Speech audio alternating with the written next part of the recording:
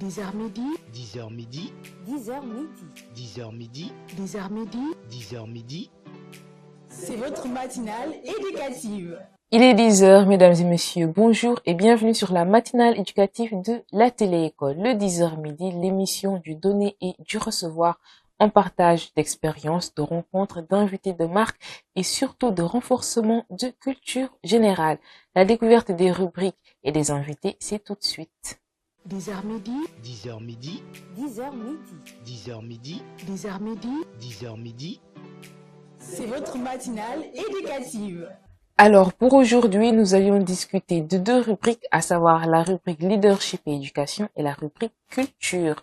Pour la rubrique leadership et éducation, dont nous allions démarrer tout de suite, nous allions discuter du thème suivant, leadership et développement personnel dans le monde d'aujourd'hui, avec comme invité sur ce plateau aujourd'hui le coach Gomis, qui est fondateur du cabinet des élites, coach en développement personnel et prise de parole. Bonjour, coach Gomis. Bonjour. Et bienvenue à Télé-École. Merci pour l'invitation et nous saluons les personnes qui nous suivent de près ou de loin. Merci beaucoup. Alors, le leadership et le développement personnel dans le monde d'aujourd'hui, on voit beaucoup de personnes se proclamer coach, dont vous qui êtes là. Nous voyons aussi beaucoup de personnes s'intéresser au leadership et au développement personnel. Il y a aussi pas mal de formations en développement personnel, surtout qui se font sur Dakar, au Sénégal et presque partout dans le monde. Donc déjà, pourquoi cet élan de vouloir s'intéresser à ces deux domaines aujourd'hui? Merci pour la question. Il faudra d'abord savoir que le leadership et le développement personnel sont deux concepts étroitement liés, étant donné qu'il parle de leadership par développement personnel. Tout leader en a besoin et toute personne en a besoin. Et vous avez souligné une chose qui est importante. Vous avez dit aujourd'hui, c'est-à-dire nous parlons d'un leader moderne. Donc, de ce fait, il faudra savoir déjà, il y a quelques qualités qu'il faut en avoir d'abord pour devenir un leader, pour être déjà leader ou pour les personnes qui sont déjà leaders. De ce fait, vous avez dit tout à l'heure, beaucoup de personnes se réclament coach. Bon, je le suis parce que j'ai une certification, double certification déjà. Certification comme étant coach, comment dirais-je, en prise de parole en public et en développement personnel. Et sur ce, il est très important de revenir. Il y a plusieurs types de leaders. Il y a des leaders transformationnels, il y a des leaders transactionnels, il y a des leaders servants ou serviteurs. Donc, de ce fait, il faudra savoir vraiment ressortir chez chaque personne quel est son style de leader. Donc, de ce fait, il est très important de développer plus. Et de nature, j'aime pas donner les définitions parce que je suis plus pratique que théorie. D'accord. Alors, certainement, on aura nos définitions avec vos exemples concrets. Donc, avant d'aller sur les différents types de leaders, j'aimerais tout d'abord savoir qu'est-ce qui vous a motivé déjà à vous spécialiser dans ces domaines. Alors, comme vous l'avez constaté tout à l'heure, c'est une passion. Et moi, je me dis toujours que je dois être au service de l'humain, étant humain aussi. Donc, de ce fait, ma plus grande mission, ou bien mon sacerdoce, est de voir les autres réussir. C'est la raison pour laquelle je me suis dit, il y a beaucoup de personnes qui peuvent transformer la vie des autres. Et comme ces personnes aujourd'hui en ont besoin de ces outils de leadership et de développement personnel pour en arriver, donc je me suis dit, pourquoi pas avec l'expérience personnelle et professionnelle, de me spécialiser dans ce domaine pour pouvoir apporter mon savoir à l'humanité et surtout aider les gens à rehausser leur niveau. Et la plus grande mission, c'est d'aider les individus et les organisations à atteindre leur potentiel. Merci pour ça et bonne chance pour cette quête. Alors, parlons un tout petit peu des types de leaders, des différents types de leaders. Donc tout à l'heure, vous avez dit que vous aidez, en tout cas les personnes, à trouver le leader qui est en eux. Alors, comment est-ce que vous procédez vraiment pour une personne qui n'a absolument aucune notion, que ce soit en leadership, en leadership, développement personnel, comment est-ce qu'aujourd'hui vous faites en sorte de ressortir ce leader et de faire en sorte que cette personne soit consciente de cela? Alors, merci. C'est-à-dire, il y a plusieurs façons, d'innombrables manières à aider une personne à ressortir le potentiel qui dort en lui.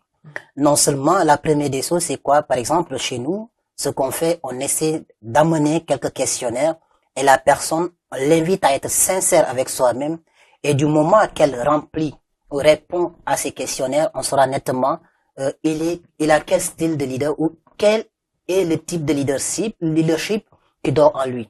Et aujourd'hui, si nous prenons par exemple, j'aime bien dire, parce que mis à part d'une question politique, j'ai l'habitude de dire aux gens que Chonyan, déjà, c'est un leader servant ou serviteur. Donc, de ce fait, en voyant ce qu'il est en train de faire, il est en train de servir et non pas se servir. C'est là où on essaie de diagnostiquer le type de leader. Et nous constatons même autour de nous, autour de nos associations, dans nos familles, il y a ces personnes qui sont là juste pour servir les autres et non pas se servir. Déjà, en voyant cela, vous pouvez aider la personne à mieux s'orienter dans ce qu'il est en train de faire et ce qu'il veut devenir. Donc, de ce fait, qu'est-ce qu'on doit faire? On doit travailler plus davantage sur l'estime de soi et la connaissance de soi.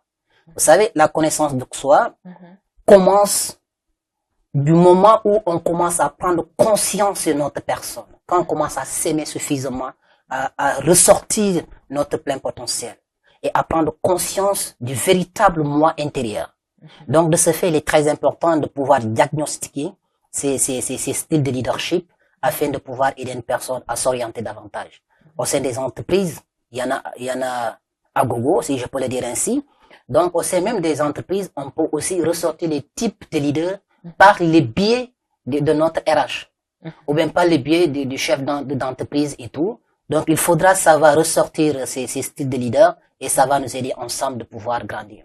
D'accord. Merci pour les précisions. Alors, si on pouvait avoir un aperçu des types de leaders, s'ils sont nombreux, si on peut avoir les plus importants que vous nous recommandiez aujourd'hui dans notre société. Moi, je dirais toujours un leader serviteur ou servant. On en a besoin surtout pour le Sénégal et pour l'Afrique et le monde entier. Tu sais, l'affaire de l'intérêt crypto-personnel qui nous mène vers un monde bipolaire. Et surtout avec comment je vais l'appeler, le capitalisme. Parce que prenons compte que nous vivions dans une société sociale, avec l'économie solidaire et donc de ce fait, il est très important pour nous d'aider ou pour nous de commencer à inculquer certaines valeurs à nos frères, à nos enfants et j'en passe, à comprendre que si vous servez, aujourd'hui, vous serez servi. La première des choses, parce que le malheur en est que les gens pensent en étant leader transactionnel, c'est-à-dire ils basent sur les primes et tout, c'est là où naîtra la corruption. Quelqu'un qui veut régler tous ses problèmes par le biais de l'argent, et en ce moment, en certains moments, si l'esprit de son employé ou l'esprit de son équipe est un peu faible, la corruption pourra advenir. Donc, c'est ça pose beaucoup de problèmes et ça peut détruire la société. Donc, de ce fait, j'aurais aimé conseiller aux gens d'être ces leaders servants ou même transformationnels, basés sur la vision. C'est-à-dire, comme le disait Karl Marx, un leader, c'est quelqu'un qui connaît le chemin et qui montre le chemin.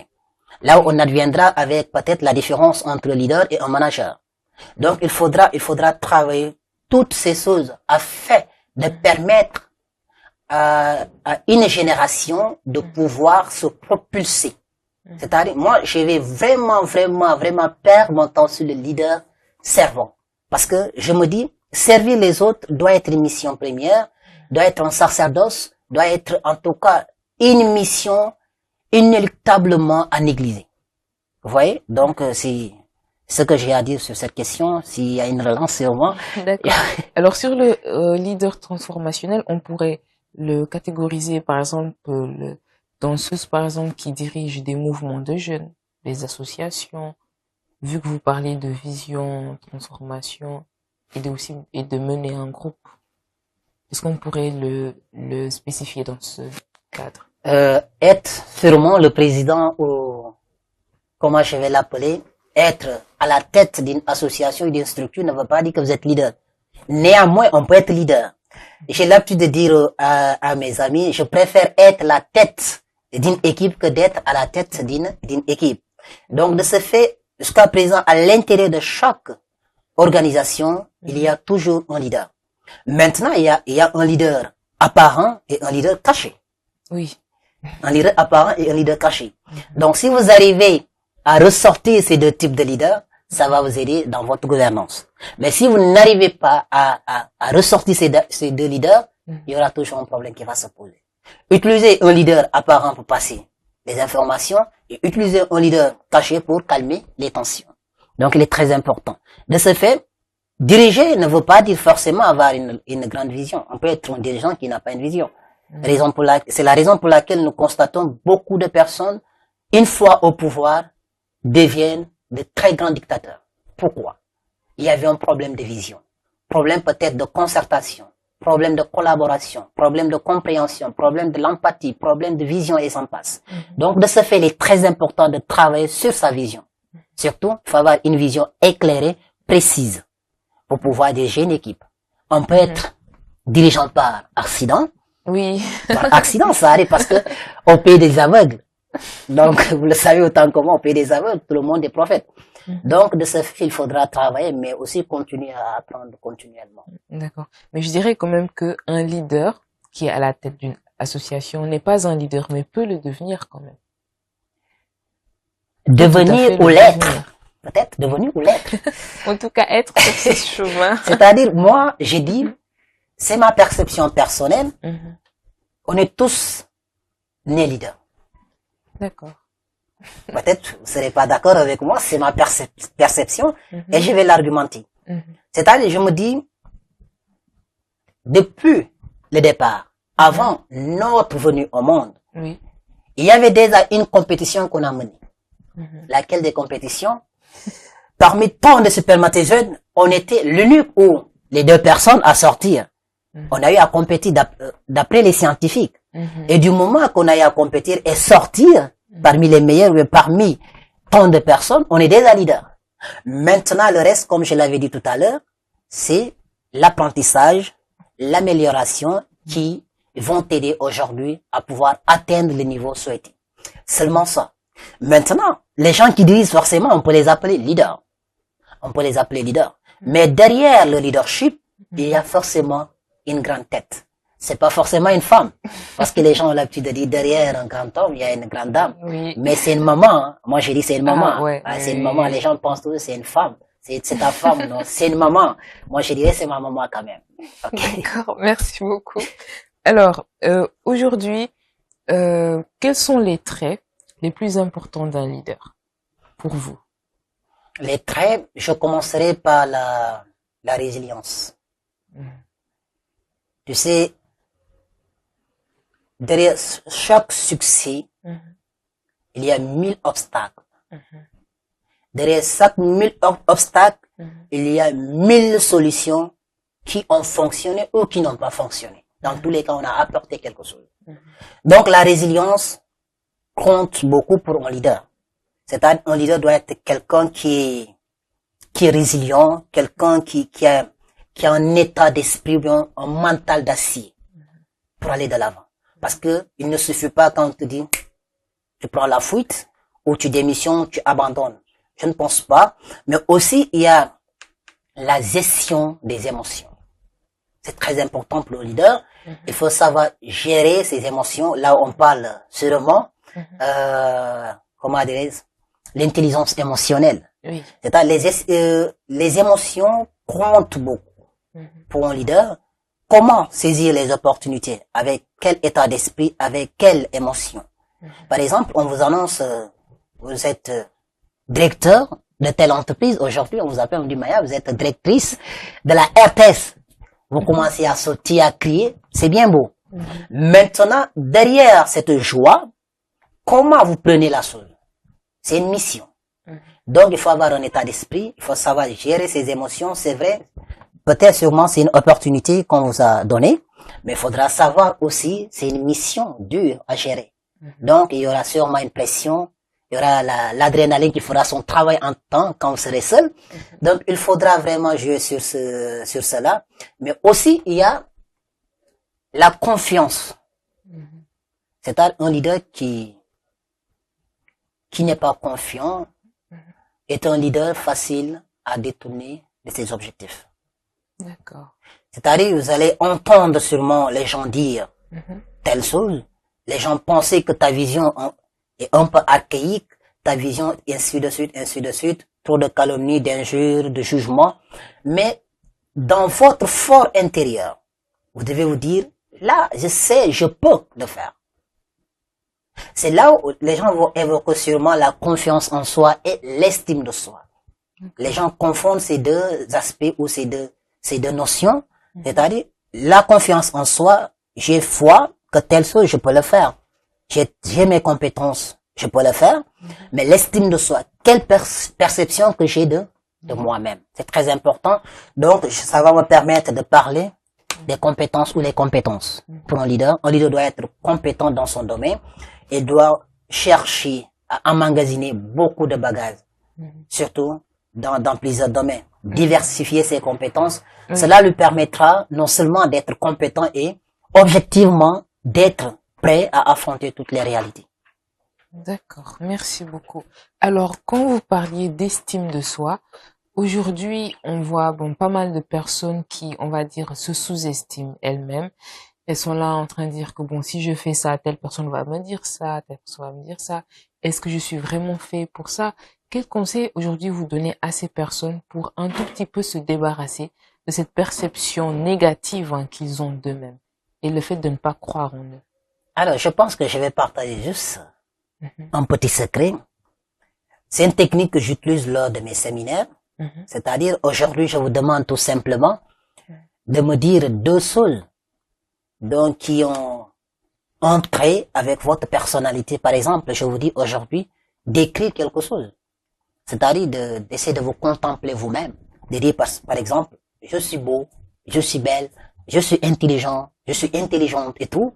Tu sais, beaucoup de personnes ont ce problème de dire que je suis. Il est très important de dire je suis d'abord. Il faut d'abord connaître qui vous êtes avant de prétendre connaître l'autre. Sinon, les gens vont t'acheter au prix dont tu te prétends se vendre. Donc, il est très important de travailler sur ces aspects. Mais s'il y a un conseil à le dire, que cette vie, on ne vit pas pour impressionner les gens. On ne vit pas pour plaire aux gens. On a notre vie à gérer. Et s'il y a une seule façon de réussir à cela, c'est de se dire d'abord, moi d'abord. Tout commence, on dit, charité bien ordonnée, commence par soi d'abord. Mais comment vouloir plaire à Massata ou à Maï ou à Clémence, alors sans pour autant me façonner d'abord, dire oui, ça me plaît d'abord. Je le fais avec ouverture, mais je ne le fais pas parce que je veux plaire à telle personne. Et il faut être naturel. Ça va dire non. On peut pas à chaque fois dire à l'autre oui, oui, oui. C'est un signe qui montre qu'on manque d'estime de soi. Et tu vois, les personnes, quand vous commencez, ou à chaque fois vous êtes d'accord avec eux, elles ne vous respecteront pas. Si elles savent nettement que tu es occupé, tu as tes principes, tu as des limites, les gens vont te respecter. Ça, c'est un secret. Et la meilleure façon d'échouer cela, c'est de dire, si je dis ça, telle personne va s'énerver. Tu as ta vie. Et quelle image que tu veux que les gens retiennent de toi? Et si toutefois la mort arrive tout de suite, qu'est-ce que les gens retiendront de toi? Tu vas regretter sûrement. Les gens disent, hey, c'est une belle personne, c'est vrai. Mais toi, tu pars avec un regret. Donc moi, je préfère vivre seul, dans la joie, que de faire semblant devant les gens et de vivre quelque part, je dis, la galère. Donc... D'accord, j'espère que c'est un conseil qui sera bien noté par nos très chers téléspectateurs. Alors, vous êtes dans le leadership, dans le développement personnel. Est-ce qu'il y a un leader qui vous a inspiré, une personnalité, voilà, qu'elle soit au Sénégal ou à l'extérieur? Qu'est-ce qui vous a inspiré ou qui vous a inspiré? Sur le plan politique ou quoi, dans la vie? Oui, dans la vie. En général. Je prendrai mon père. Je le dis pas parce que je suis, entre guillemets, les gens vont penser que je suis dans ce panafricanisme. Non, je dirais mon père. Et à qui je sais pas, il y a l'émotion qui monte. À qui, en tout cas, je rends hommage, c'est une occasion. Paix à son âme aussi. Je pense que c'est un père qui aime ses enfants. Il a été toujours résilient. Et je retiendrai toujours cette belle phrase. Je sais que vous parlez pas à mon Jacques, sinon j'allais le dire à mon Jacques. Il nous dit toujours, ça ira. Quel que soit le problème, il vous dit toujours, ça ira. c'est la seule phrase qu'il a pour réconforter ses enfants. Et c'est quelqu'un qui aime réellement ses enfants. Il était toujours là. Quel que soit le problème. Il s'est sacrifié pour ses enfants et il n'a jamais abandonné. Et c'est cette capacité à surmonter les obstacles qui m'inspirent chez lui. Quel que soit son problème, il n'a jamais abandonné. Et moi, je me dis, mis à part de mon père, il y a ma mère. Elle ne te met jamais la pression. Je dirais, elle est leader à part, exceptionnelle, très exceptionnelle. C'est l'occasion de les rendre hommage. Très exceptionnelle. C'est une personne qui ne te met jamais la pression. Elle te fait comprendre la réalité et avec le temps, vous vous rendrez compte que c'est exceptionnel. Elle nous conseille, elle nous oriente avec un ton vraiment doux, avec... en tout cas, elle aime échanger avec les gens, tellement souriante. Donc, merci mon cher. Mais mis à part de mes parents, je dirais aujourd'hui, ou bien mis à part du casquette politique qu'on pourra citer, moi je dirais aujourd'hui, du moment qu'on parle, parce qu'on parle de leader moderne. Je parlais d'Ousmane Sonko. Je ne suis pas avec Ousmane Sonko, parce qu'au Sénégal, quand je dis telle personne te dira, oh là, tu es partisan, tu es sympathisant, tu fais partie, je n'ai jamais vu Ousmane Sonko. Biram Soleil, personne.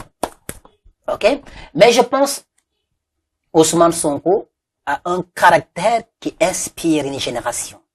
C'est-à-dire, il est parti de rien pour devenir un héros international. Ousmane Sonko a un caractère de leader à la fois transformationnel, mais un leader servant au serviteur. Il a ces deux caractéristiques. Il est sorti du lot où les gens pensent qu'il faut être un leader transactionnel, c'est-à-dire il faut à chaque fois donner de l'argent pour être aimé. Mais il a donné sa voix pour être aimé. Il a donné le don de soi, c'est-à-dire le patriotisme dont on appelle le PASTEF, ou bien les patriotes. Ousmane Sonko, il a donné une leçon à toute une génération. Si tu veux quelque chose réellement, il faut se donner à vie et il faut se sacrifier au prix de votre existence. Qu'est-ce qu'on n'a pas dit de lui? On a tout dit, si un salafiste, si un rebelle, beaucoup de choses. Si un violeur, c'est un dictateur. Mais il continue toujours à nous inspirer. Et il y a ce caractère d'un homme honnête et intègre. Même si toutefois, on peut pas être à 100% d'accord avec lui. Mais il y a ce caractère d'un homme intègre. Une personne qui vous dit, j'ai fait 15 ans dans tel domaine, je n'ai pris aucun franc. C'est rare avec nos leaders. Oui. Donc, de ce fait, il faudra comprendre, il a su vraiment braver tous ces obstacles pour en arriver là. Et ici, il a aussi, ce que je vais dire, l'humilité de comprendre que la volonté divine existe. Il pouvait se dire moi. C'est-à-dire, Ousmane Sonko a fait élire les maires, les députés et même le président de la République une première fois. Donc moi, je me dis, quelle leçon que je dois retenir de son parcours? C'est-à-dire dans la vie, si vous voulez quelque chose, il faut se battre. Rien ne sera donné gratuitement. Aucune personne ne peut vous dire, oui, j'ai eu ça gratuitement, ça ne va pas durer aussi. Mais aujourd'hui, Ousmane Sonko est arrivé au pouvoir grâce à sa pugnacité. Il était en prison. Bon, il a subi beaucoup d'injustices. Oui. Donc, aujourd'hui, je pense qu'il y a un leader qui inspire beaucoup. Et, mis à part de l'histoire politique, on peut dire que c'est quelqu'un qui est bon à prendre comme un exemple. D'accord. Et si on le prend comme exemple, pourquoi pas aussi parler de la différence entre un leader et un manager? Alors, je pense, un leader, comme je l'avais dit tout à l'heure, c'est quelqu'un qui connaît le chemin et qui montre le chemin. Oui. Donc, du fait, le leader, c'est quelqu'un déjà qui traverse sur sa vision éclairée et qui communique de façon claire. Vous ne pouvez pas s'en savoir. Aujourd'hui, je vais un peu dérailler que la prise de parole en public fait partie des compétences du XXIe siècle. Tant sur le plan professionnel que dans la vie quotidienne. Donc, on en a besoin partout. Donc, un leader qui ne communique pas clairement ne sera pas suivi. On ne peut pas suivre quelqu'un qui ne communique pas clairement, qui ne communique pas sa vision. Donc, la vision compte pour un leader. Donc, il faudra travailler cela. Donc, sur ce, je pense, un manager, c'est quelqu'un, on peut dire, un chef de projet, c'est un manager, un chef d'équipe, il est là pour l'exécution, la planification, l'organisation, le bon fonctionnement comment dirais-je, le bon fonctionnement du plan de travail et tout ça. Mais moi, je dirais que le caractère d'un leader, c'est le cœur. D'un manager, autant pour moi. Un manager, c'est le cœur avant tout. Les deux concepts sont étroitement liés. C'est-à-dire, un manager peut être un bon leader, comme un bon leader peut être un bon manager. Ils peuvent les deux jouer les mêmes rôles. Et moi, je dirais aujourd'hui, il faudra, pourquoi j'ai parlé, il faut avoir un cœur. Avant d'être manager, vous êtes une personne. Vous êtes père de famille, ou bien vous êtes appelé à devenir père de famille, mère de famille. Donc, de ce fait, c'est quoi? C'est-à-dire, tout simplement, il faudra cultiver de l'empathie. L'écoute active. Il faudra cultiver ces choses. Parce qu'il y a une personne qui vient vers vous, sûrement, peut-être, elle a fauté, c'est vrai. Peut-être, elle n'a pas compris, c'est vrai. Peut-être, elle n'a pas su répondre aux attentes de l'organisation, c'est vrai. Maintenant, c'est quoi votre rôle? Étant leader ou manager? Déjà, leader vision, manager organisation, les deux peuvent aller ensemble. Et on peut avoir ces deux concepts ensemble et on peut l'être en même temps. Donc, de ce fait, il faudra cultiver de l'empathie. Écouter activement, comprendre l'autre. J'ai l'habitude de le dire. L'empathie, c'est d'abord le cœur et l'esprit. Tu dois se mettre à la place de l'autre. Le comprendre. Et ne pas le juger. Et l'apporter même de l'aide. Déjà, c'est la mission du coaching. Oui. On n'a pas besoin de juger. Donc, de ce fait, c'est très important de comprendre cette petite nuance entre leader et manager. Je pense que c'était un piège. C'était un piège. Mais il faudra comprendre. Un bon manager, c'est quelqu'un qui a un cœur. Et un leader, c'est quelqu'un qui a une vision. Et les deux, à la fois, donnent vraiment une chose claire. D'accord. Et en parlant d'écoute active et d'empathie, d'habitude, quand on va dans certaines structures, dans certains instituts, ceux qui sont placés à l'accueil, parfois, si tu vas avoir des renseignements ou que tu viens juste pour compléter un dossier, au lieu de te renseigner sur ce que tu dois faire ou te dicter si tu devais faire ça ou ça, la première chose qu'ils font, ils te jugent d'abord. Ils te jugent. Parfois, il y en a même qui te crient dessus. Et après, les gens, ils sont vraiment pas à l'aise pour aller à ces structures ou aller s'il y a un événement ou autre, parce qu'ils ne veulent pas rencontrer ce genre de personnes. Et que c'est vraiment à prendre en compte, surtout pour ces instituts qui à l'accueil déjà, ces personnes ne puissent pas rassurer les gens. Est-ce que cette personne reviendra ou même incitera quelqu'un d'autre à venir? Donc ça, c'est à prendre à compte par la société et aussi par ces différentes, on va dire, instituts qui mettent cela en place. Alors, je pense qu'on a assez discuté du leadership. À présent, on va un tout petit peu aller sur le développement personnel. Déjà, vous, comment est-ce que vous percevez le développement personnel aujourd'hui? Parce que, comme je l'ai dit tout à l'heure, il y a pas mal de formations qui y vont.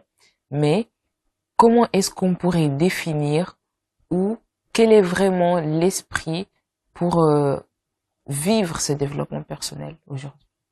Et pourquoi il est si important? Comme je l'avais dit à l'entendre, vous savez, moi, le développement personnel, je le définis de façon facétieuse. C'est-à-dire tout simplement, j'ai l'habitude de dire les gens, développer la personne. Et développement personnel. Qui on développe? La personne. Donc, c'est-à-dire le développement personnel, c'est la croissance. Vous voyez? Donc, dans ce développement personnel, forcément, nous avons nos forces et nos faiblesses. Et qu'est-ce qu'on doit développer? Les deux à la fois. Donc, aujourd'hui, je pense, la nécessité, c'est non seulement ça va vous permettre de retravailler, de travailler davantage sur votre confiance en soi. Tu sais, la personne en a besoin pour se rassurer et aller de l'avant. C'est pourquoi on a l'habitude de dire, entourez-vous de bonnes personnes. Surtout les personnes qui sont positives. C'est très important. Parce que chaque être humain a besoin de quelqu'un derrière lui qui va lui dire, ça va aller, Inch'Allah. Ça va aller, vas-y. Oui? Donc, de ce fait, il faudra à chaque fois continuer à vous développer davantage. Développer votre confiance en soi et surtout Cherchez à chaque fois à vous découvrir. À vous découvrir, c'est très important. Et surtout, développer vos points faibles. C'est-à-dire, nos points faibles aujourd'hui peuvent être nos forces de demain. Par exemple, quelqu'un qui n'aimait pas la lecture. Et c'est ce que je vais conseiller à tout le monde, d'aimer la lecture. Donc, quelqu'un qui n'aime pas la lecture, mais il veut percer. Il veut toujours être au top. Mais Il y a problème. il y a un problème. Donc, c'est un défaut qu'on doit développer. Donc, il y a un problème. Moi qui vous parle, je suis un exemple. Au départ, j'aimais pas lire. Très honnêtement, j'aimais pas lire. Maintenant, entre-temps, il y a les réalités qui sont là. Il faut y aller. Il faut y aller à la découverte. Donc, il est très important de travailler sur son développement personnel du jour au lendemain, oui, du jour au jour. C'est très important. D'accord. Ça relaxe. Et quels sont les aspects les plus cruciaux du développement personnel qu'il faut prendre en compte? La lecture. Tout d'abord. Il faut lire la lecture parce que en lisant, on apprend de nouvelles choses. En lisant, on se découvre davantage. Ça nous arrivait parfois de lire une histoire et parfois on est submergé par cette histoire. On est à l'intérieur de cette histoire. On est même l'acteur principal. Vous voyez? Ça nous aide à oublier quelques soucis aussi, mais à améliorer notre orthographe et autres choses. Mais aussi la méditation. Je vous l'avais dit tout à l'heure quand j'étais là. Il faut faire de la méditation. Et surtout, je vais dire aux gens, chaque jour que Dieu fait, faites de la méditation. Ça vous aide non seulement à vous libérer, mais ça vous aide à vous projeter. Non seulement ça va vous permettre de faire un compte-rendu journalier de votre personne et de vos actions. Vous voyez? Donc, de ce fait, quand vous le faites, vous allez vous libérer. C'est un exercice pratique. Faites-le, enfermez-vous, restez seul et vous allez voir ce que ça va donner. Vous deviendrez de plus en plus positif. Alors, il y a un autre aspect qui est là, c'est-à-dire tout simplement la gratitude. C'est-à-dire, les gens sous-estiment le pouvoir d'une bonne action. Faire une chose sans pour autant être contraint par une exigence. Non. Je le fais malgré. Def côté à la tare. Hein, c'est comme ça que vous le dites. Hein? Oui. Donc c'est ça. Si vous le faites, non seulement il y a un feedback, une personne vous dit merci. Ce petit merci vous réconforte. Ok? Oui. Donc je pense, je l'avais dit, hein, et c'était ma mission et c'est ma mission et ça restera toujours une mission pour moi. La gratitude. La réussite des autres doit être votre joie aussi. C'est-à-dire, faut savoir reconnaître le talent qui dort chez l'autre. C'est-à-dire, du moins que vous le reconnaissez aussi, la reconnaissance, c'est une chose que les gens ignorent. Je ne dis pas de faire quelque chose pour être récompensé après. Faites-le gratuitement, n'attendez rien en retour. Et croyez-moi, je dis bien, vous allez vous en sortir grand. Très grand. Inch'Allah. Alors, plus haut, nous avions parlé de la gestion des émotions. Comment aujourd'hui la gestion des émotions peut influencer le développement personnel? Alors, la gestion des émotions, comment ça peut influencer le développement personnel? Si on le prend sous deux angles, j'allais dire. Je prends, bon, il est bien beau de prendre sous un angle négatif d'abord. Ok? C'est-à-dire, tout simplement, si nous n'arrivons pas à gérer nos émotions de façon positive, on perd beaucoup d'opportunités. Je prends un exemple terre à terre. Il y a beaucoup de personnes qui ont vécu peut-être des moments difficiles, disons la trahison, déception. Si je prends par exemple vous, je pense, en lisant je pense. Allez-y. Le gourmet quoi. Allez-y. Alors, déception amoureuse, trahison, critique et tout ça. Maintenant, si vous n'avez pas un mental d'acier pour surmonter tout cela, vous allez vraiment vous planquer un couteau. Vous voyez? Donc, il est très important pour moi de comprendre que les gens vous critiqueront, Les gens vont dire du n'importe quoi sur vous sans vous connaître. Les gens vont dire et continueront à dire parce que c'est leur rôle. Alors du côté, j'allais dire, les émotions positives, j'aime bien. Maintenant, il faudra les gérer de façon positive. Et comment les gérer? Moi, je serais un peu plus pragmatique. J'ai l'habitude de dire, il faut toujours sourire. J'aime bien le sourire. C'est-à-dire, en souriant, vous vous libérez. Ok? Alors, il y a plusieurs façons de détecter les émotions. Ça peut être interne comme externe. Mais le plus important, c'est quoi? Il y a de ces réalités qu'on ne peut pas contrôler. C'est vrai, on ne peut pas les contrôler, mais la deuxième des choses, on a le choix. C'est dans la prise de décision. On prend une décision de s'en débarrasser. Donc ça ne va pas, ça ne va pas. On ne peut pas le contrôler, mais on a la décision. On a la force de prendre une décision. Donc de ce fait, comment ça peut réellement influencer nos émotions? C'est-à-dire aujourd'hui, quand vous pratiquez cela, quand je dis la gratitude, ça renforce vos émotions. C'est-à-dire à chaque fois, vous êtes dans la joie. Et là, vous êtes plus dynamique dans ce que vous faites. Vous avez plus d'ouverture d'esprit. Ça va permettre de mieux analyser, de mieux prendre une décision, réfléchir, je dis bien. Mais ça, quand vous avez une émotion négative, vous prenez une décision comme ça. Et ça peut impacter votre vie. Ça peut influencer votre développement personnel. De ce fait, il est très, très, très, très crucial pour moi que chacun d'entre nous essaie d'abord de dire, ça c'est mon passé.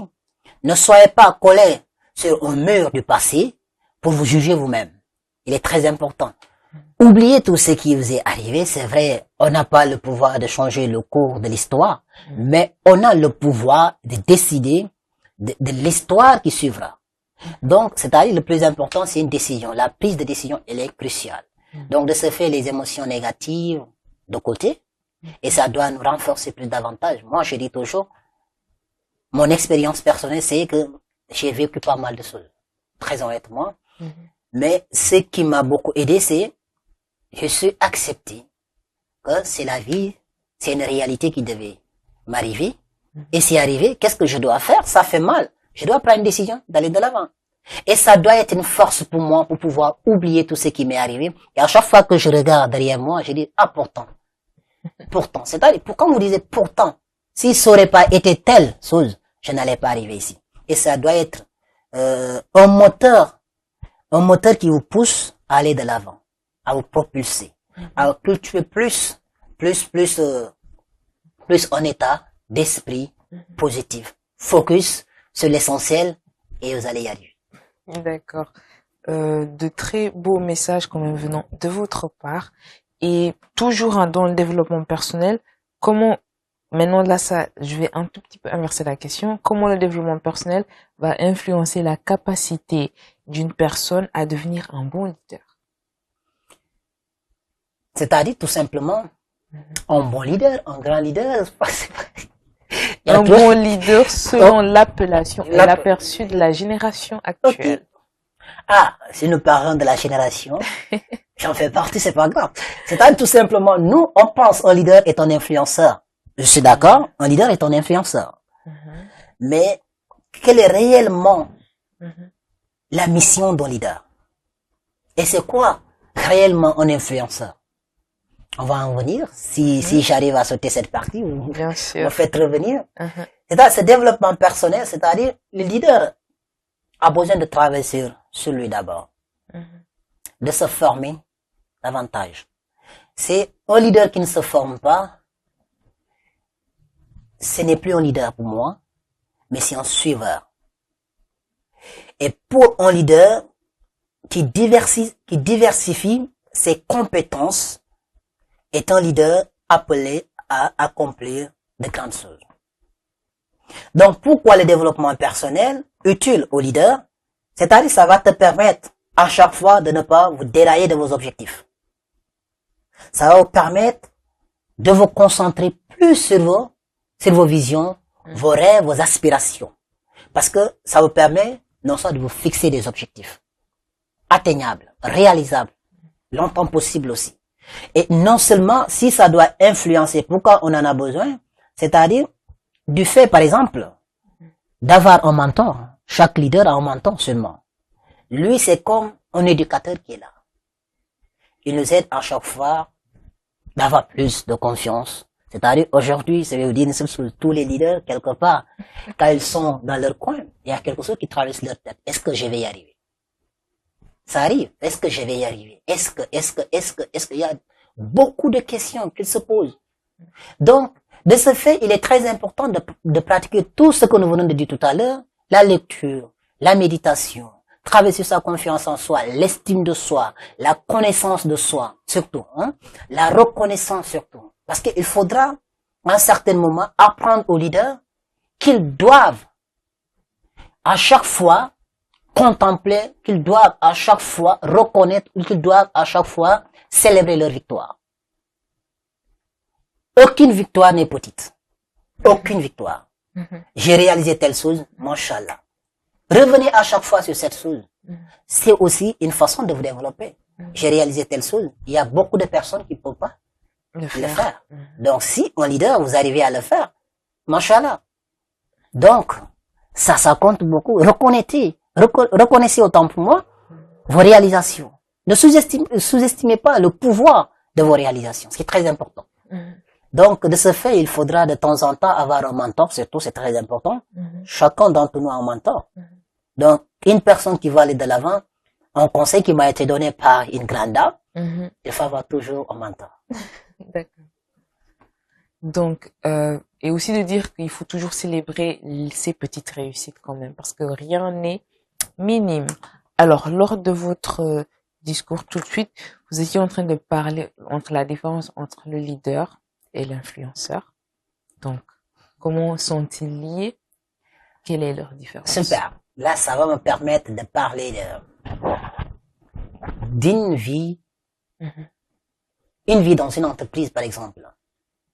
C'est-à-dire, aujourd'hui, vous êtes dans une entreprise, vous avez 5 ans, ou bien 10 ans d'expérience, et quelqu'un vient juste dans une entreprise, et à chaque fois, s'il a besoin d'une information du côté, par exemple, disons, la communication, il vient vous demander. Elle vient vous demander déjà. Donc, cela ne veut pas dire que vous êtes leader. Si à chaque fois, c'est toi qui donne de bonnes informations, vous n'êtes pas leader. Vous avez le pouvoir. Il y a une différence entre le pouvoir et le leadership. C'est-à-dire, le pouvoir, vous avez le pouvoir de l'information. Ok? N'oubliez pas, tout à l'heure, nous avons dit, le leader, c'est quelqu'un qui connaît le chemin et qui montre le chemin. C'est vrai? Et par une vision. Oui, d'accord. Donc, de ce fait, vous avez un pouvoir. Ok? Étant donné le leader qui montre le chemin, il est là, avec sa vision éclairée, bon, dans 1 mois, 2 mois, 3 mois, 4 mois, 5 mois, on a tel objectif à atteindre. Mais, par exemple, chargé de communication, directeur commercial et tout ça, vous avez juste le pouvoir de l'information. Vous voyez? Étant donné un influenceur, j'aime bien taquiner, mais bon, je ne vais pas citer le nom, sinon le gars va porter plainte sur moi. Cette fois-ci, il sera à l'écart de cette histoire. Okay. Prenons sur TikTok. Il y a les gens qu'on appelle les influenceurs. Oui. Sont-ils leaders ou pas? Quelle est la différence entre Jogay et, par exemple, Chonyan, Ousmane Sonko et j'en passe? Quelle est la différence? Il y a une différence, vous voyez? Oui. Et on peut tous les appeler influenceurs. Mais qu'est-ce qui les différencie? Vous voyez? Donc, il y a une vision qui est là. Je ne dis pas, Jogay n'a pas de vision. Non, je ne dis pas, c'est une personne que j'admire beaucoup. Hein. Parce que derrière ce qu'il dit, il y a plein de leçons.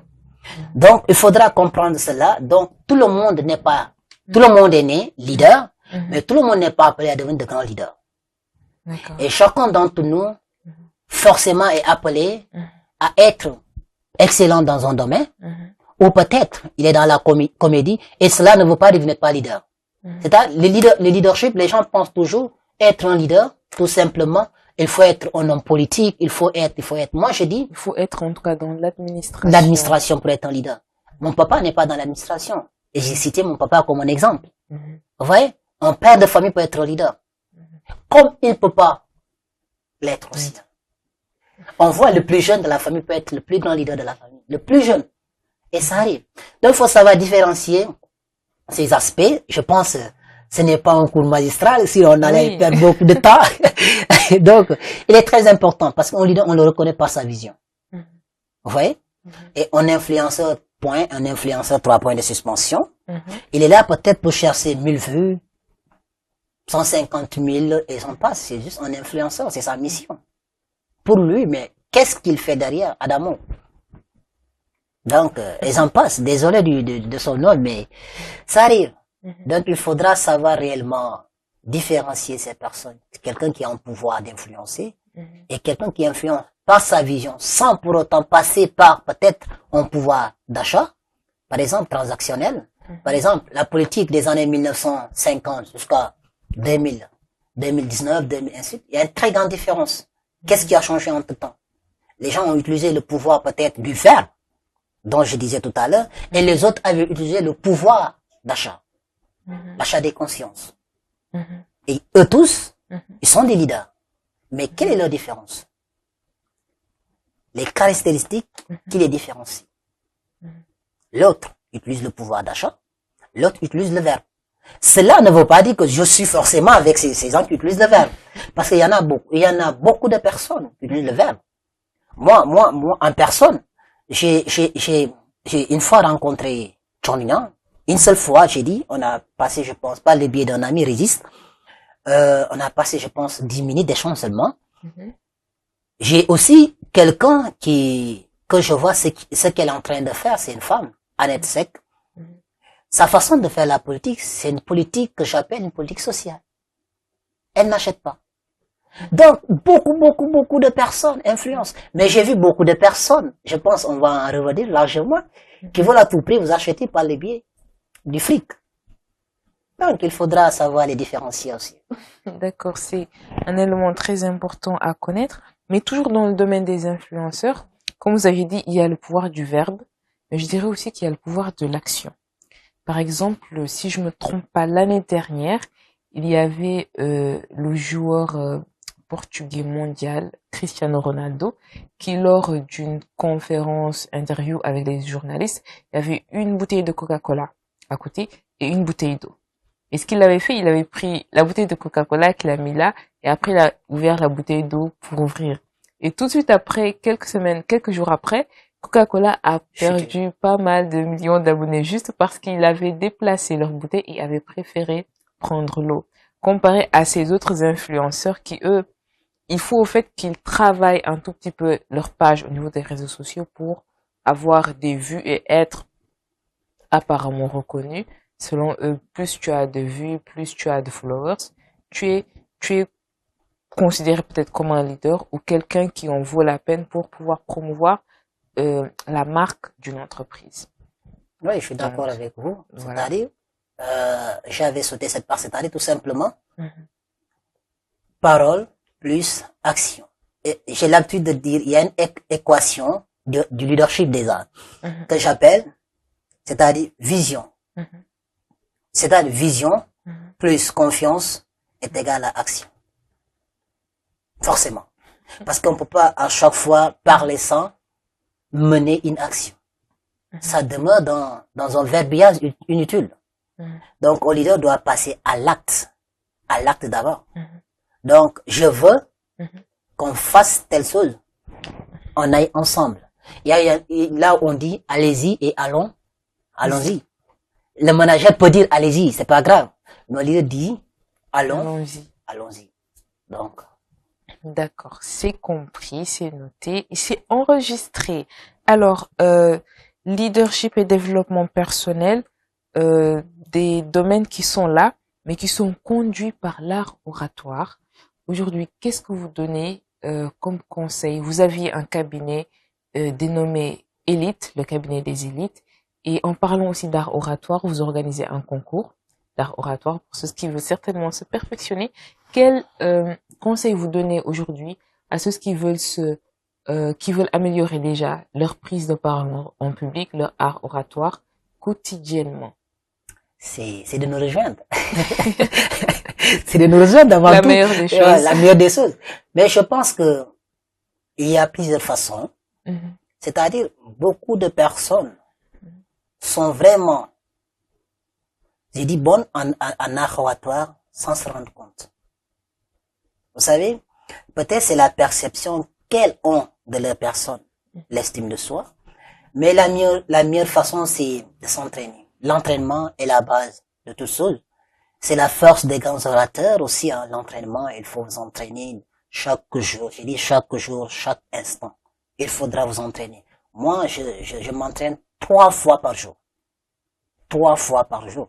Et bon, disons entre guillemets, coach qui s'entraîne 3 fois par jour. Et toi qui as un problème, qu'est-ce que tu dois faire? Tu dois faire 8 fois par jour. Donc, il y a l'entraînement. Et je pense, la force, c'est les gens qui sont tellement excellents en art oratoire, la plupart de ces personnes ont eu l'expérience associative. Les gens qui ont eu la chance de participer dans la vie associative, dans les activités et j'en passe, moi, c'est mon cas. Depuis tout petit, depuis l'école élémentaire, je suis déjà dans la vie associative, c'est comme moi que je vous parle. Et j'avais eu la chance de prendre beaucoup de responsabilités, secrétaire-président. J'étais dans l'obligation de prendre la parole. Et ça renforçait plus ma confiance, ça renforçait plus mon verbe et tout. Et en tout temps, vous êtes obligé de tenir les discours et tout ça, passer les informations dans les salles de classe et tout. Donc, ça vous aide. C'est-à-dire, s'il y a une possibilité aussi d'intégrer ces associations, d'aller participer aux activités, de prendre la parole devant quelques personnes, de vous mettre devant un miroir chez vous et de vous entraîner, ça va beaucoup vous aider. Et très honnêtement, ça m'a beaucoup aidé et je pense que ça va vous aider aussi. Inch'Allah. Alors, je rappelle le thème leadership, le leadership et le développement personnel dans le monde d'aujourd'hui. Je rappelle que nous avions eu comme invité Monsieur Blaise Gomis, ou appelé encore Coach Gomis, hein, qui est fondateur du cabinet des élites, coach en développement personnel et aussi en prise de parole en public. Nous avions commencé d'abord par définir ce qu'était le leadership, même si au début vous n'avez pas voulu vraiment définir, mais retenez tout simplement qu'un leader, c'est vraiment quelqu'un qui montre le chemin, qui mène un groupe et qui, bien sûr, les aide à pouvoir mener, en tout cas, cette vision qu'il a et qu'il essaie aussi de partager avec les autres. Il a aussi parlé qu'il existe divers types de leaders et que lui, il voulait beaucoup plus se concentrer sur le leader servant, serviteur, le fait de pouvoir donner et d'aider les autres. Il a donné l'exemple de notre très cher Premier ministre Ousmane Sonko et aussi du grand entrepreneur Chon Nyan, qui est un leader serviteur d'après lui, d'après ses actions, et que avec son cabinet aussi, il arrive à faire ressortir le type de leader qui est en vous pour ceux qui veulent vraiment s'intéresser à ce domaine. Et aussi, il a eu à parler d'autres types de leaders, autrement dit le leader transformationnel, le leader caché et le leader apparent, quelque chose quand même qui est un élément à prendre en compte et qu'il faudrait vraiment se tourner pour ça. Nous avions aussi parlé des traits les plus importants d'un leader.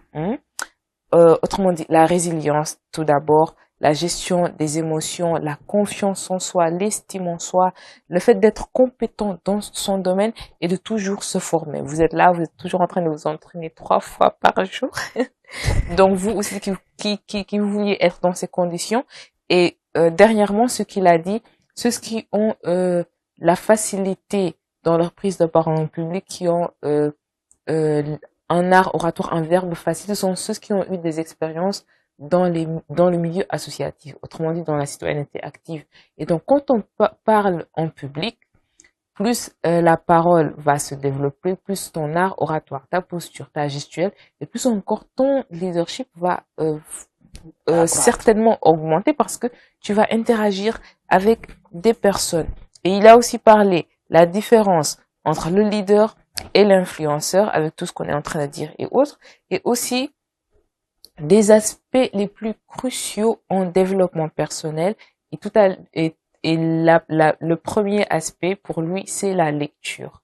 On ne peut pas se dire qu'on va entrer dans tel domaine, se dire qu'on va se contenter de ce que l'on a entendu, de ce que l'on a vu par-ci, par-là, mais il faut s'informer et pour ça, il y a la lecture et aussi, il a beaucoup mis l'accent sur la méditation et ça pour de le faire chaque jour. Donc nous avions eu aussi à voir la différence entre le leader et le manager. Donc, je pense que vous aviez été bien servi concernant ce thème, mais il y a une toute dernière question que je vais demander avant le mot de la fin pour ces personnes qui ont une voix lente, pour ces personnes qui n'ont une voix qui n'est pas assez forte pour se faire entendre, pas assez audible et qui ont aussi une voix lente. Quel type d'exercice, quel conseil est-ce que vous les donniez pour pouvoir améliorer et d'avoir une voix beaucoup plus fluide? C'est-à-dire, c'est les gens qui chuchotent. Alors, je pense l'exercice qu'ils peuvent, les personnes, j'allais dire, peuvent faire, c'est tout simplement, auparavant, je pense, au commencement, les gens utilisaient les cailloux. Vous voyez? Ça va leur permettre non seulement de travailler votre voix, mais maintenant, avec l'avancée, je pense qu'ils peuvent aussi utiliser la technique des comédiens. Naturellement, c'est eux qui utilisent les stylos. Placez un stylo là, et vous essayez de parler un peu plus fort. Ok? Maintenant, je pense, il y a une cause. Parce que je ne dirais pas, ces personnes n'ont pas une voix audible. Mais est-ce que leur posture a été bonne quand elles prenaient la parole? C'est-à-dire, la posture, c'est-à-dire, si quelqu'un s'assoit comme ça, pour parler, ça pose problème. Mais s'il est comme ça, pour parler, ça ne pose pas problème. Maintenant, si vous avez une voix qui n'est pas audible, maintenant, il faudra traverser votre posture. Et moi, j'ai l'habitude de dire aux gens, la posture, on ne peut pas la contrôler, mais on peut la vérifier à chaque fois. On ne peut pas contrôler, mais on peut la vérifier à chaque fois, en y prêtant attention. Ok? Maintenant, les gens qui parlent lentement, s'il y en a tout pour moi. S'il y en a tout. Vous savez pourquoi? Ça va vous permettre non seulement de vous réécouter en même temps et de permettre à l'autre de mieux consommer ce que vous êtes en train de dire. Mais trop lent, c'est pas bon. Mais de façon, par exemple, pa, là, c'est une bonne chose. Ça travaille plus votre éloquence. Ça vous permet non seulement de capter l'attention des autres, parce que les gens, quand ils n'arrivent pas à vous écouter, à vous entendre correctement, immédiatement, ils démissionnent. Et ce que nous appelons, bon, vous êtes en train de me faire parler de beaucoup de techniques, les gens ne viendront pas. Non seulement, il y a ce que nous appelons la rampe. C'est-à-dire, la rampe, vous êtes à 1000% responsable de ce qui pourrait arriver à votre auditoire, par votre voix, vos gestuels, votre regard et tout. Donc, c'est-à-dire, vous êtes responsable. Maintenant, avec la voix seulement, je dis la voix seulement, la première technique en art oratoire, c'est la voix. La voix seulement, vous pouvez capter 1000 personnes. Une voix. Bonjour, mesdames et messieurs. Les gens, ah, c'est qui? Sans voir votre posture, sans voir vos gestuels. Ok? La voix seulement. Donc, de ce fait, entraînez-vous. Prenez, si vous voulez, les cailloux, hein. Voilà. Prenez, c'est bien beau, quoi. Hein? Ou prenez un stylo, ou à chaque fois, essayez de lire à voix haute pour voir ce que ça va donner. Si vous le faites de temps en temps devant un auditoire, vous n'avez pas besoin de crier. Maintenant, ça dépend du type de public qu'on a devant nous. Parce que devant 3 personnes, 4 personnes, on n'a pas besoin de crier. Devant 1000 personnes, si on n'a pas un micro, il faut savoir, vous avez du job à faire. Non, mais il faudra juste vous entraîner. Entraînez-vous, sinon, venez chez nous. Inch'Allah.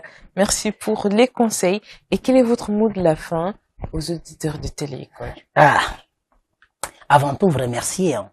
Vous dire merci pour cette invitation. Et je suis tellement ravi de partager ce plateau avec vous. On se connaissait via WhatsApp avec l'avancée de la technologie.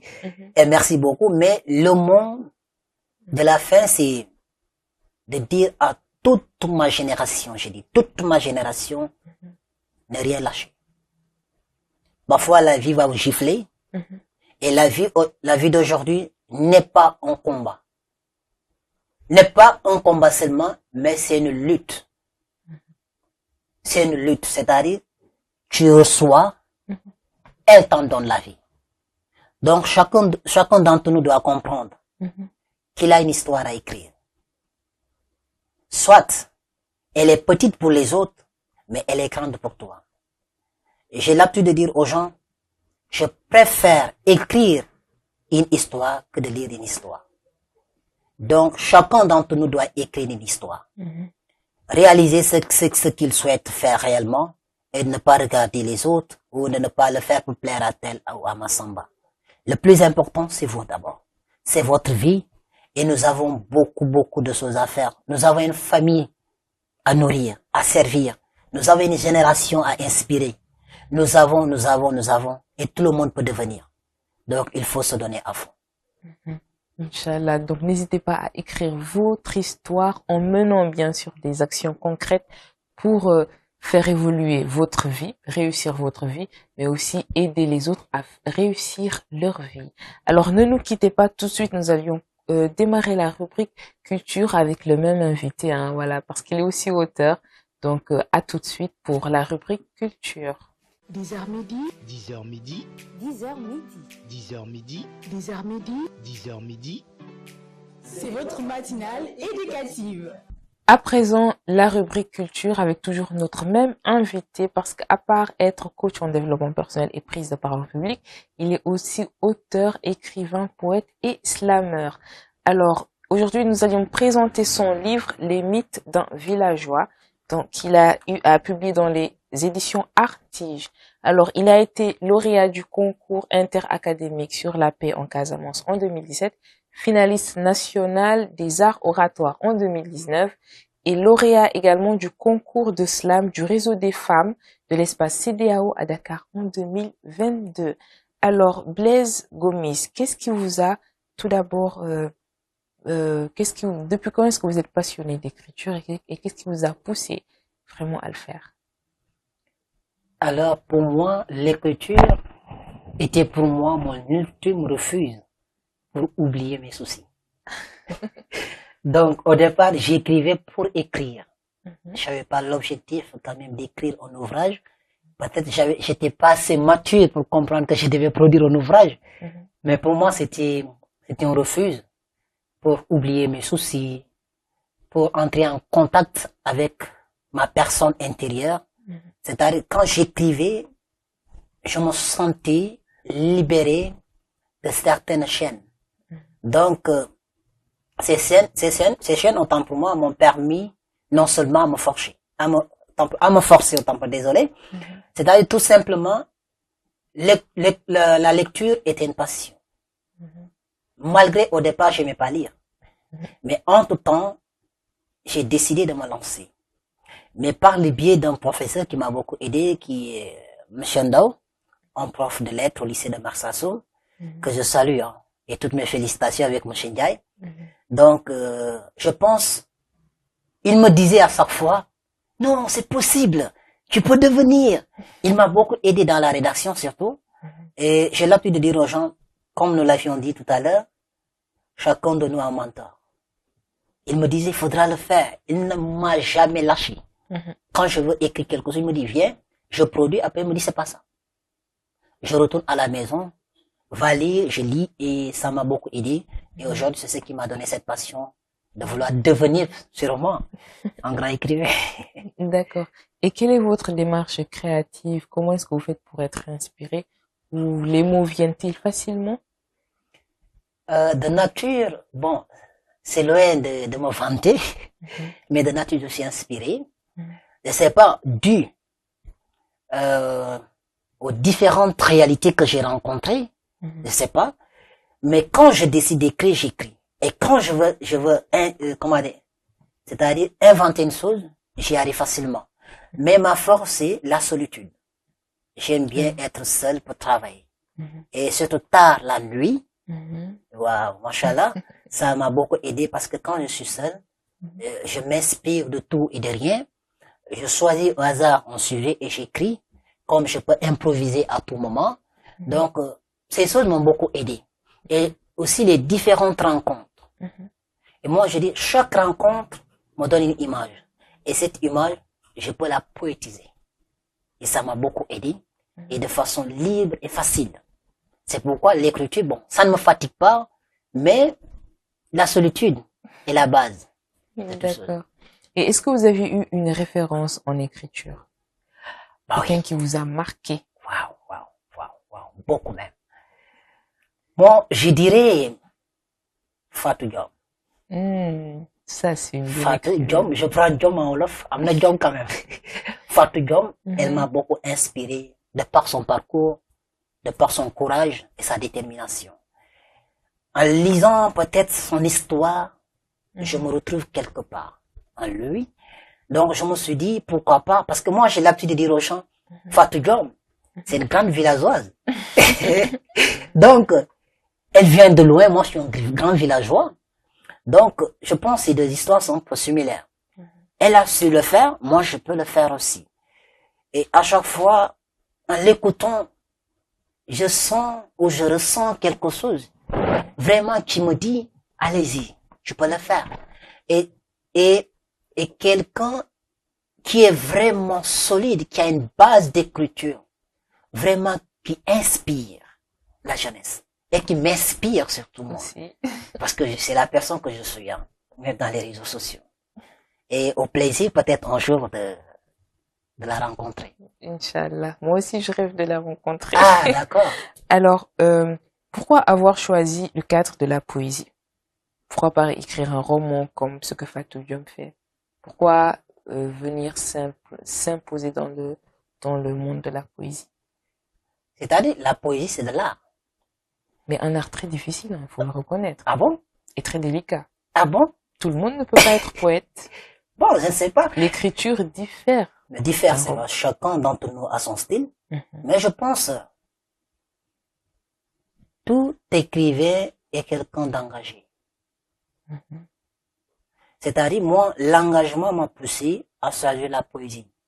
C'est-à-dire, ça me permet de mieux transmettre mes peines, de mieux partager mes sentiments et tout. Et n'oublions pas, dans chaque écriture, il y a notre personne qui reste, ou bien notre marque. Et chez nous en Wolof, on dit, quoi, feigne. À beau faire semblant dans vos écritures, on retrouve votre caractère. Donc, je pense, la poésie pour moi, ça m'aide non seulement de pouvoir dire ce que je veux, de façon peut-être voilée. Et parfois je dévoile, parfois je suis un peu tellement rigoureux avec les gens. Ça arrive. Donc, pour moi, la poésie, pour moi, c'était une façon de me libérer. N'oublions pas, la poésie aussi a une mission non seulement d'éduquer, et aussi comment dire, de répondre ou bien d'éradiquer les maux sociétaux. Donc, il faudra prendre la poésie pour moi, de pouvoir unifier les gens et de pouvoir les éclairer sur certaines choses. Mais pourquoi pas un roman? Dieu est grand, peut-être ça ne va pas durer, ça va venir. Mais je pense que la poésie était pour moi le premier départ qui va m'aider vraiment à pouvoir atteindre l'autre monde. Alors, les mythes d'un villageois, de quoi nous parle l'œuvre d'abord, si on pouvait avoir un résumé? Alors, je pense le titre. Bon, chacun est libre. Parce que du moment que vous publiez votre ouvrage, les littéraires disent la mort de l'auteur. Je suis mort. Je ne détiens plus le monopole de ce que j'ai dit, mais ma perception, les mythes d'un villageois. C'est-à-dire, un villageois est perçu peut-être quelque part comme quelqu'un d'incapable par la société pour les gens qui ont grandi peut-être en ville. Vous allez me pardonner. Mais aussi, c'est pour moi vous dire, un villageois, déjà, c'est un mythe. Vous voyez, quand quelqu'un qui quitte Diofior, quelqu'un qui quitte le plus beau village du Sénégal, qui est Niassène, mon village, Kambelemba, et immédiatement les gens pensent que c'est quelqu'un, peut-être quelque part incapable, qui ne peut pas faire, une personne, et ainsi de suite, ainsi de suite. Et on ne sait pas, derrière ce mythe, c'est quelqu'un rempli de ressources, c'est quelqu'un rempli de valeurs, quelqu'un qui a quitté chez lui pour aller chercher ou se rechercher. Vous voyez? Donc, c'est un mythe. Il reste toujours un mythe jusqu'à le jour où il commencera à réaliser certaines choses. Pour moi, les gens pensaient au départ, je prends un exemple. Je me rappelle très bien en 2019, quand j'étais dans un séminaire, avant de prendre la parole, quelqu'un m'a dit, t'as pas droit à la parole, tu viens de la Casamance, tu n'es pas sénégalais. Excusez-moi du terme. Et ce mot m'a beaucoup frappé. Vous voyez? Et ça m'a beaucoup touché. Derrière ce mot, parce que de nature, je ne prends pas les choses personnellement. Moi, je prends les choses de façon générale pour les analyser. Je me dis, cette personne ne sait même pas qui je suis réellement. J'essaie quand même d'apporter un surplus. Ou bien parfois les manjacs, les dialogues, ils ont dit que les manjacs viennent de la Guinée-Bissau et ainsi de suite. Donc, toutes ces choses m'ont motivé à choisir le titre, les mythes d'un villageois. C'est-à-dire derrière chaque villageois, il y a un mythe qui se cache. Et l'ouvrage est un recueil hétérogène, parce que j'ai un prof qui m'appelle à chaque fois hétérogène. C'est-à-dire l'ouvrage traite plusieurs thématiques dont on parle de la paix en Casamance, on parle de l'unité africaine, on parle aussi de l'amitié. Vous allez retrouver un point où j'ai rendu un vibrant hommage à mon meilleur ami d'enfance, où j'ai parlé de Rose. Certainement, la question... Qui est Rose, je sais, vous allez poser cette question. Et j'ai parlé aussi de mon village natal, le plus beau village, comme je l'avais dit tout à l'heure, Kambelemba. Donc, j'ai parlé de mon enfance. Et une personne qui a été jugée mal compris, vous voyez, donc, ça parle déjà du mythe. Donc, en tout cas, c'est un recueil qui parle de plusieurs thématiques. Mais l'unique objectif, c'est d'orienter, de motiver. J'ai rendu aussi un vibrant hommage à notre Sadio Mané, et qui est un exemple pour la jeunesse sénégalaise, africaine et du monde entier. Un exemple patent, tout récemment, on a vu au Maroc une épreuve du baccalauréat dont qui est portée sur Sadio Mané. Donc, déjà, c'est des choses donc qui fait plaisir quand même. Plaisir. Énormément. Alors moi, je vais revenir sur le mot village. Déjà pour dire que quand le mot village a été donné comme ça, dénommé comme ça, déjà, pourquoi est-ce qu'on appelait une terre un espace village? Peut-être que ça pouvait être par rapport à l'habitation, par rapport aux traditions qui se faisaient. Mais n'oublions pas qu'aujourd'hui, votre village, Kambelamba, est un village, d'accord. Il peut être un beau village qui est considéré comme un village peut-être par la structure des habitations. Mais n'oublions pas aussi que si un village est défini de cette façon, donc Dakar est un village. Gros village. Hein? Parce qu'avant, oui, un gros village, grotesque même. Parce qu'avant Dakar, à Dakar, il y avait des cases. On voyait, avant à Dakar, il n'y avait pas de route. Il y avait que du sable. On voit les anciennes images, les anciennes photos et tout. Et que un village aussi a un espace particulier. L'espace déjà où l'air, on respire un air pas vraiment, une air pas polluée, hein, un endroit où il fait bon vivre, et que, au fur et à mesure, au fait que nous avançons, il y a des entités, il y a des espaces qui sont dénommés villages, d'autres sont dénommés villes, d'autres maintenant sont dénommés départements. Est-ce que vous voyez? Donc, au fur et à mesure qu'on avance, ce sont peut-être ces deux dénominations qui vont aider à l'administration d'un pays de pouvoir spécifier certaines zones ou pas. Donc, déjà, pour dire que cette personne vient de ce village, ne faut pas se dire que oui, c'est une personne qui n'a pas droit à la parole, c'est une personne qui n'a pas sa place ici en ville. Et quand nous partons à l'extérieur, notamment en France, les Occidentaux, eux, ils parlent beaucoup plus de campagne, au lieu de dire village. Campagne, pour définir tout simplement tout ce qui est paisible, pour définir aussi tout ce qui est repos, un endroit où tu pourras carrément te reposer plutôt qu'à Dakar, à la ville. Et là-bas, ce sont des endroits très cléments, très, comment dire, où on ressent la joie de vivre, et qui sont très, comment dire, représentatifs de la région, et qui sont très agréables. Donc, en France, quand vous allez là-bas dans les campagnes des villages, franchement, vous préférez vivre au village, hein, que vivre à la ville. Donc, revoyons nos mots, revoyons aussi notre façon de faire, parce que n'oublions pas que le français n'est pas notre langue, nous les Sénégalais. Alors, les mythes d'un villageois est un recueil de poèmes hétérogènes, comme il l'a dit, où le poète décrit son amitié à son meilleur ami d'enfance. Il montre l'amour indescriptible pour sa terre natale, qui est son village Niassène Kambelamba, qui se trouve en Casamance, c'est ça? où il a passé son enfance, joué les nawetan, mais avec beaucoup de questionnements avant de rejoindre Dakar pour ses études supérieures. Dans ce recueil, le poète ne manque point l'occasion de parler de sa rose préférée qui fait vibrer son cœur. Donc, tout à l'heure, nous aimerions bien la connaître à travers une lecture de votre part. L'auteur met un accent pointu sur le beau souvenir de son amant. Nous retrouvons également l'engagement sans faille dans cet ouvrage comme la cadence politique de nos gouvernants vis-à-vis de la corruption et la paix chantée dans toute sa splendeur. Un mérite renvoyé à notre très cher Sadio Mané, l'international sénégalais, pour toutes ses œuvres sociales offertes à la population de son pays, un recueil unificateur, rassembleur, pour une vue meilleure de l'être humain.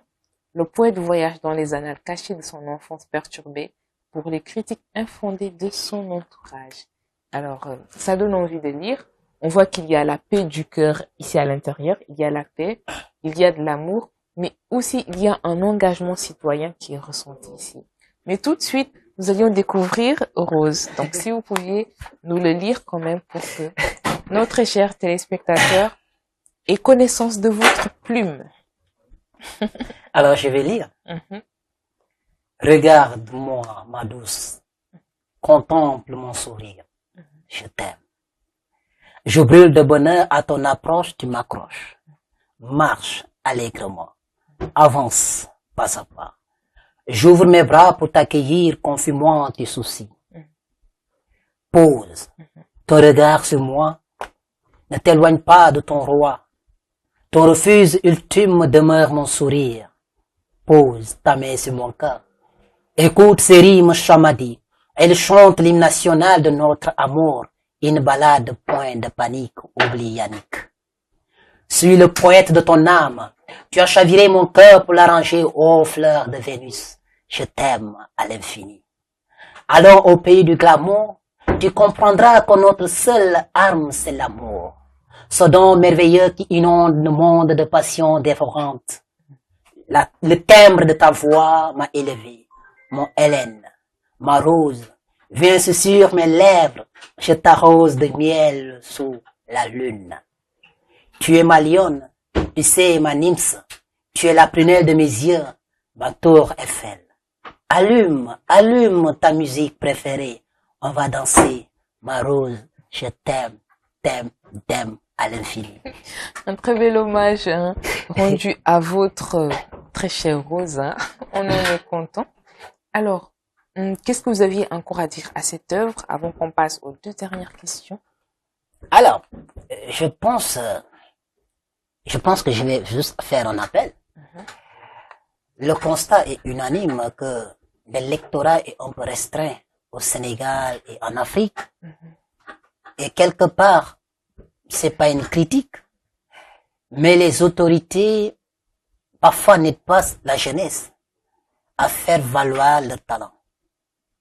Aujourd'hui, nous prenons un exemple. C'est une occasion même de lancer un message aux autorités de ma localité qu'on appelle les Gassi. Imaginons, je ne dis pas cela pour qu'ils viennent ou qu'elles viennent acheter l'ouvrage.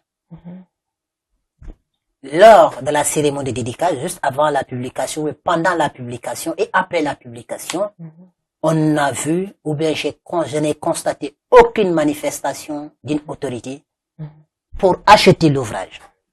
Il n'y en a pas. Et le malheur en est que elles étaient invitées pour la cérémonie de dédicace, aucune présence. Sûrement, il y a un seul maire qui a répondu, le maire de la commune de Bémé, mais les autres, personne. Aucun appel. C'est-à-dire, ça ne motive pas la jeunesse. Il faudra comprendre, si en travaillant ensemble avec ces jeunes, qu'ils pourront, mais qu'elles pourront aussi, qu'ils, en tant qu'individus et qu'elles, en tant qu'autorité, atteindre leurs objectifs. Nous, on n'est pas là. Nous, on n'est pas commandeurs, c'est-à-dire venir acheter, on a besoin de leur argent. Moi, en personne, ça ne m'intéresse pas. Mais il est très important d'encourager les initiatives. En encourageant cette jeunesse, c'est comme ça que vous aurez des résultats. Parce que cette jeunesse pourra influencer d'autres jeunes. Mais si toutefois, ce qui leur intéresse, c'est la politique, comment être réélu, comment essayer vraiment à financer plus dans les activités, excusez-moi, qui n'ont pas de sens, Donc, par exemple, on rend hommage à telle mère. Là, ils dépensent plus de 500 000, 1 million. Au lieu d'investir dans la jeunesse, eux, ils préfèrent investir dans ce qui n'est pas vraiment utile. Je sais que c'est le pouvoir. C'est le pouvoir. Quand tu as l'argent, tu as besoin de quelque chose qu'on appelle le pouvoir aussi. Mais il est très important d'investir dans la jeunesse et surtout de demander d'investir plus dans la jeunesse. Je dis plus. Les formations. Parce que dans les GACI, c'est le véritable problème qui se pose. Il y a un manque de formation. Et c'est un appel qui vient de mon cœur, très honnêtement. Donc, j'en appelle à toutes les autorités vraiment de prendre conscience.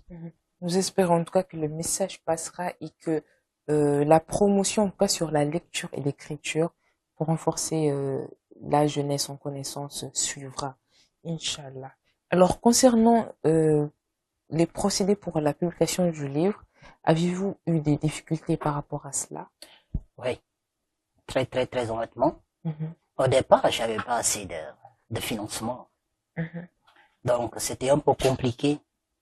Mais comme j'ai l'habitude de le dire, quand on veut quelque chose, on se donne les moyens pour y arriver. Et je me suis sacrifié pour en arriver, pour publier. Comme j'ai l'habitude de le dire, il y a certaines choses, on ne le fait pas parce que on veut chercher de l'argent. On le fait parce qu'on doit le faire. On le fait parce qu'on doit inspirer. Il y a les gens qui nous suivent. Il y a les gens qui veulent vraiment nous ressembler, nous rassembler aussi en même temps, rassembler. Donc, toutes ces personnes comptent sur nous et on ne doit en aucun cas les décevoir. Donc, pour moi, c'était une façon de montrer aux jeunes, les jeunes de ma localité et de ma génération, qu'il est bien possible. Peu importe les lieux d'où l'on vient, peu importe la situation familiale, peu importe notre situation financière, peu importe notre niveau d'études, peu importe, il est encore bien possible de se créer le chemin et de donner espoir à d'autres jeunes. Et la publication de cet ouvrage a fait réveiller beaucoup de personnes. Je reçois pas mal de messages et je vois aussi de l'autre côté mes anciens professeurs qui ne cessent de faire la promotion de l'ouvrage. Il y a beaucoup de jeunes qui m'appellent aussi et qui m'envoient des messages via WhatsApp, TikTok et tout ça. Donc, qui aimeraient aujourd'hui écrire. Et je me suis dit quand même, Dieu merci, j'ai atteint un objectif, voilà, bien précis. D'accord.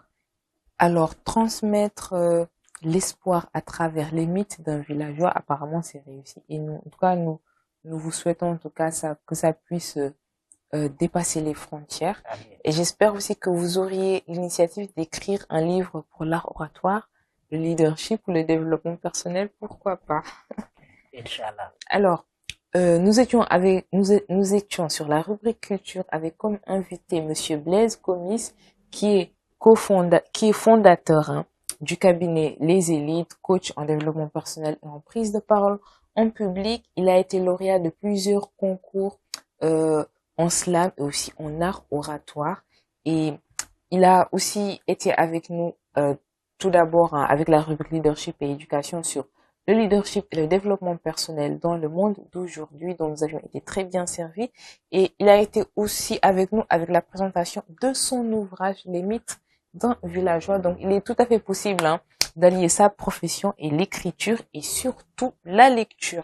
Alors, le message qu'il nous a donné durant son discours sur les deux rubriques, c'est vraiment de ne pas abandonner et que dans cette vie, il ne faudra pas que se battre, mais il faudra aussi mener une lutte plutôt, pas contre soi-même, mais aussi contre tout le monde, parce que nous allions recevoir des critiques de partout. C'est toujours un plaisir de vous accompagner dans vos programmes matinaux. Donc, nous nous disons à bientôt pour d'autres matinales éducatives.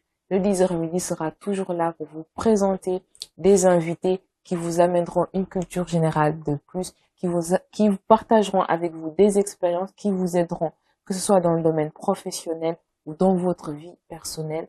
Donc, restez sur la 106.1, sur la chaîne 225 du bouquet Canal+, et disons-nous à bientôt pour découvrir encore de nouveaux thèmes, de nouvelles rubriques et évidemment de nouveaux invités.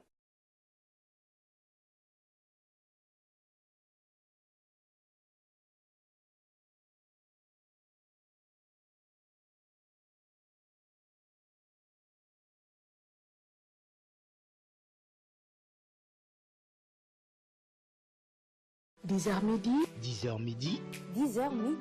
10h midi, 10h midi, 10h midi. c'est votre matinale éducative.